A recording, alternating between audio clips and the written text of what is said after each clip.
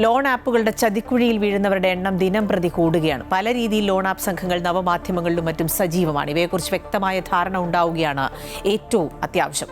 വർഷങ്ങളായി ലോൺ ആപ്പുകളെക്കുറിച്ച് ബോധവൽക്കരണം നടത്തുകയും അതുമായി ബന്ധപ്പെട്ട കേസുകൾ കൈകാര്യം ചെയ്യുകയും ചെയ്യുന്ന ആളാണ് അഡ്വക്കേറ്റ് ജിയാസ് ജമാൽ.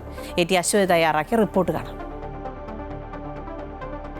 ലോൺ ആപ്പുകളുടെ ചതിയിൽ പെട്ടുപോയ ആളുകളുടെ വാർത്തകൾ വീണ്ടും സജീവമായി വരികയാണ്. ഇതിനെക്കുറിച്ച് കൃത്യമായി അറിഞ്ഞിരിക്കുക എന്നതാണ് നമുക്ക് ചെയ്യാൻ പറ്റുന്ന ആദ്യത്തെ ഒരു കാര്യം. ഇപ്പോൾ സൈബർ നിയമ വിദഗ്ധനായിട്ടുള്ള ജിയാസ് ജമാലാണ് നമുക്കൊപ്പം ചേരുന്നത്. എത്രത്തോളമാണ് ഇപ്പോൾ വീണ്ടും ഇങ്ങനെയൊരു പ്രശ്നങ്ങൾ വീണ്ടും സജീവമാവുകയാണ്? നമ്മുടെ കേരളത്തിൽ എത്രത്തോളമാണ് ഇതിൻ്റെ ഒരു വ്യാപ്തി, ഇത്തരം കുറ്റകൃത്യങ്ങൾ?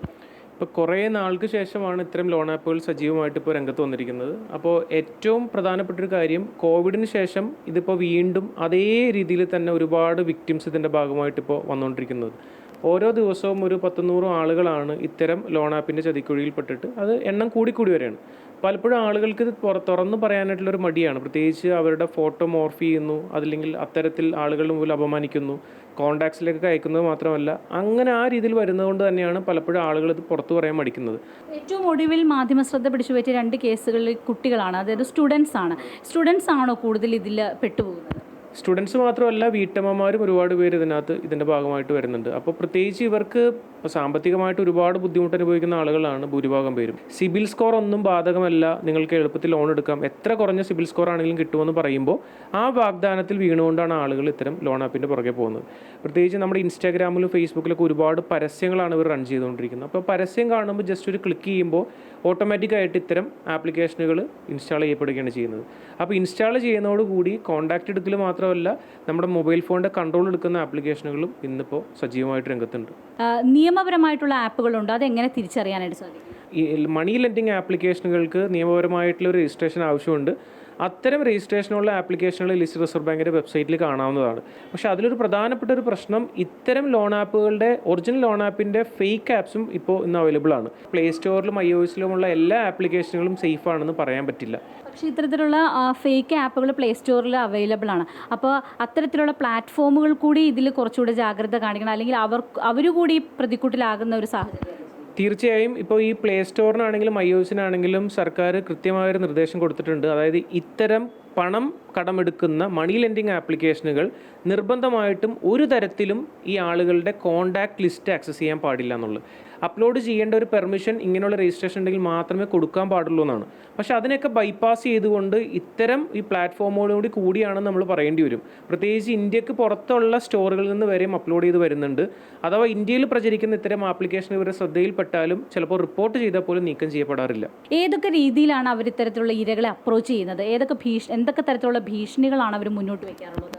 അതായത് ലോൺ എടുക്കുന്ന സമയത്ത് അവരുടെ വാഗ്ദാനം വളരെ ചുരുങ്ങിയ പലിശയാന്നുള്ളതാണ്. എടുത്ത തുകയേക്കാൾ കൂടുതൽ ഇരട്ടി തുകയോ അല്ലെങ്കിൽ അതിൻ്റെ പകുതി തുകയോ അടക്കാൻ പറയും. അപ്പോൾ അത് പറ്റാത്തത് കൊണ്ട് തന്നെ ഇവർ തന്നെ സജസ്റ്റ് ചെയ്യും വേറൊരു ലോൺ ആപ്പിൻ്റെ.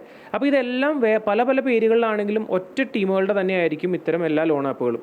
അപ്പോൾ 2000-3000 ലോൺ എടുക്കുന്ന ആളുകൾ ഒരു 50,000 1 ലക്ഷം അടക്കേണ്ട സ്ഥിതിയിലേക്ക് എത്തിക്കും. ഇത്തരം ഈ പറഞ്ഞ ലോൺ ആപ്പുകളെല്ലാം തന്നെ മിക്കതും പ്രവർത്തിക്കുന്ന ഇന്ത്യക്ക് പുറത്തു നിന്നാണ്. ഒരുപാട് യുവാക്കളെ ജോലി തരാമെന്ന് പറഞ്ഞുകൊണ്ട് വിയറ്റ്നാമിലും മറ്റു പല രാജ്യങ്ങളിലേക്കും കൊണ്ടുപോയി അവിടെ ഇതേപോലെയുള്ള ഒരു വലിയൊരു കോൾ സെൻ്ററുകൾ പ്രവർത്തിക്കുകയും ഇത്തരം ആളുകളുടെ ലിസ്റ്റുകൾ ഡെയിലി കൊടുത്ത് ഭീഷണിപ്പെടുത്തി പണം മേടിക്കുക എന്നുള്ളതാണ് ഇവർക്ക് കൊടുത്തിരിക്കുന്ന ജോലി. പല ആളുകളെയും വിളിച്ചിട്ട് പറയുന്നത്, നിങ്ങളുടെ ഈ പറഞ്ഞ സുഹൃത്ത് ലോൺ എടുത്തപ്പോൾ നിങ്ങളുടെ പേരാണ് ഗ്യാരണ്ടറായിട്ട് വെച്ചിരിക്കുന്നത്, അയാൾ ലോൺ അടച്ചില്ലെങ്കിൽ നിങ്ങൾ അടക്കേണ്ടി വരും. അപ്പോൾ അത്തരം കണ്ടിന്യൂസ് ആയിട്ട് നമ്മുടെ കോൺടാക്ട് ലിസ്റ്റിലേക്ക് അതുപോലെ കോളുകൾ ചെല്ലുമ്പോൾ അവർ നമ്മളെ വിളിക്കും, ആ രീതിയിൽ സമ്മർദ്ദത്തിലാക്കും. പിന്നെ പ്രധാനപ്പെട്ട കാര്യം എന്ന് വെച്ചാൽ, ഇപ്പോൾ ഈ പറഞ്ഞ ഞങ്ങൾ ഒരു ലാബിൽ നിന്നാണ് കോൺടാക്ട് ചെയ്യുന്നത്, മെസ്സേജ് ചെയ്യുന്നത്, ഈ ഒരു വ്യക്തി HIV ടെസ്റ്റിന് തന്നിട്ടുണ്ടായിരുന്നു, അപ്പോൾ HIV പോസിറ്റീവായി, പക്ഷേ അയാളെ വിളിച്ചിട്ട് ഞങ്ങൾക്ക് കിട്ടുന്നില്ല. അപ്പോൾ എത്രയും പെട്ടെന്ന് ഈ പറഞ്ഞ വ്യക്തിയെ തിരിച്ചറിയാൻ വേണ്ടിയിട്ട് നിങ്ങളുടെ കോൺടാക്ട്സിലേക്ക് മുഴുവൻ അയക്കാൻ പറഞ്ഞിട്ടായിരിക്കും ഇങ്ങനൊരു മെസ്സേജ് പോകുന്നത്. അപ്പോൾ സാധാരണഗതിയിൽ ഇങ്ങനെ ഒരു ജനറൽ ഇൻഫർമേഷൻ വന്നു കഴിഞ്ഞാൽ ആളുകളൊന്നും നോക്കാതെ കംപ്ലീറ്റ് ഫോർവേഡ് ചെയ്യും. കുട്ടികളെ പീഡിപ്പിച്ച് നാട് വിട്ട ഒരാളാണ്, പോലീസിന് തിരിച്ചറിയാൻ വേണ്ടി എത്രയും പെട്ടെന്ന് ഇയാളുടെ ഫോട്ടോ നിങ്ങൾ ഷെയർ ചെയ്യാൻ പറയും. ഇത്തരം തെറ്റായിട്ടുള്ള പ്രചരണങ്ങളൊക്കെ നടത്തിയിട്ടാണ് ആളുകളെ കൂടുതലും സമ്മർദ്ദത്തിലാക്കി കൂടുതൽ പണം മേടിക്കാൻ നോക്കുന്നത്. പിന്നെ ഇവർ നമ്മളുടെ കയ്യിൽ നിന്ന് ഭീഷണിപ്പെടുത്തി കളക്ട് ചെയ്യുന്ന ഫണ്ട് പോകുന്ന ബാങ്ക് അക്കൗണ്ടുകളെല്ലാം തന്നെ മ്യൂൾ അക്കൗണ്ട്സ് ആയിരിക്കും. അതായത് യഥാർത്ഥത്തിൽ ഈ തട്ടിപ്പുകാരുടെ അക്കൗണ്ട് അല്ല, മറ്റൊരാളുടെ പേരിലെടുക്കുന്ന ബാങ്ക് അക്കൗണ്ടുകളാണ്. അപ്പോൾ പോലീസിനാണെങ്കിലും അന്വേഷണം ചെന്നെത്തുന്നത് ഈ ബാങ്ക് അക്കൗണ്ട് ഹോൾഡേഴ്സിലേക്ക് മാത്രമാണ്, യഥാർത്ഥ തട്ടിപ്പുകാരിലേക്ക് എത്തുന്നില്ല. അപ്പോൾ ഒട്ടും മടിക്കാതെ പോലീസിൽ പരാതി കൊടുക്കുക എന്നുള്ളതാണ്, അല്ലെങ്കിൽ സൈബർ ക്രൈമിൽ റിപ്പോർട്ട് ചെയ്യുക എന്നുള്ളതാണ് ഏറ്റവും ആദ്യത്തെ ഒരു കാര്യം. സഞ്ചാർ സാത്തി എന്ന് പറഞ്ഞൊരു പോർട്ടൽ വഴി ഇതിൽ നമുക്ക് റിപ്പോർട്ട് ചെയ്ത് കഴിഞ്ഞാൽ ആ വ്യക്തിയുടെ വാട്സപ്പ് നമ്പറോ കോൺടാക്ട് നമ്പറോ മൊബൈൽ ഫോൺ അടക്കം ബാൻ ചെയ്യാനുള്ള ഒരു ഓപ്ഷൻ ഇന്ന് സർക്കാർ കൊണ്ടുവന്നിട്ടുണ്ട്. മറ്റൊരു കാര്യം, ഈ സാധാരണഗതിയിൽ ഈ തിരിച്ചടവ് മുടങ്ങുമ്പോഴാണ് ഇത്തരത്തിലുള്ള ഭീഷണികൾ വരാറ്. പക്ഷെ തിരിച്ചടവ് നടത്തിയാലും വീണ്ടും ഭീഷണികൾ വരുന്ന സാഹചര്യം ഉണ്ട്. അതായത് ഇപ്പോൾ ലോൺ അപ്ലൈ ചെയ്യുമ്പോൾ ചില ആളുകളുണ്ട്, ചില മറ്റേ ആപ്പിൻ്റെ ആൾക്കാർ ചെയ്യുന്നത് ഒരിക്കലും ലോൺ നമുക്ക് പ്രൊവൈഡ് ചെയ്യില്ല.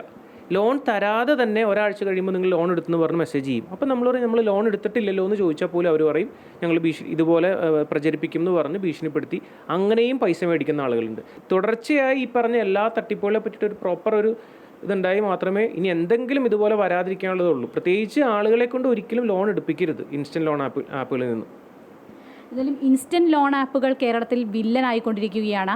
നേരത്തെയും അതെ, ഇപ്പോൾ കൂടുതൽ ആയിക്കൊണ്ടിരിക്കുകയാണ്. അതിന് ബോധവാന്മാരായിരിക്കുക എന്നതാണ് ഏറ്റവും പ്രധാനപ്പെട്ട കാര്യം. ക്യാമറമാൻ CS ബൈജുവിനൊപ്പം AT അശ്വതി, അമൃത ന്യൂസ്, കൊച്ചി.